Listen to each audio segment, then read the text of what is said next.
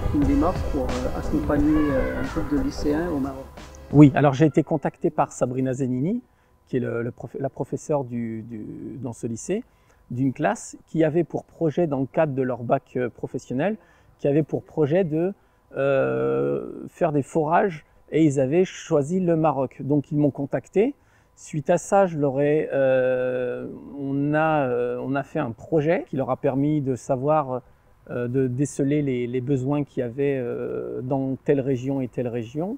Et de là, j'ai rencontré les élèves pour leur tenir informés sur le projet, le déroulement du projet qu'on a monté ensemble. Alors, ce qui est intéressant dans ce genre de projet, l'intérêt, c'est de sensibiliser les jeunes, très jeunes, dès leur plus jeune âge, à les problématiques que peuvent rencontrer, la problématique sociale qu'on rencontre en France, mais aussi de faire un regard croisé avec ce qui se passe dans le monde. Et souvent, les jeunes ne se rendent pas compte que la misère existe aussi ailleurs.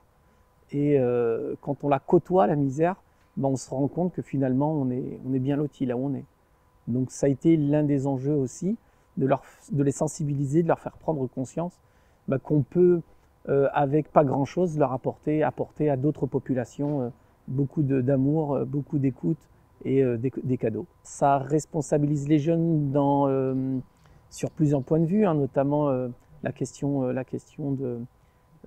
centrale qui est la question sociale, mais aussi la question du partage et du vivre ensemble.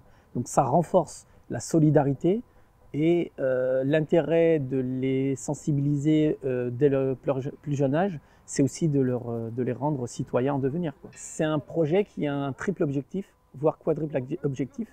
Premier objectif, ça a été le forage de 2 puits dans la région de Tinrir, au Maroc, qui est du côté de Ouarzazate.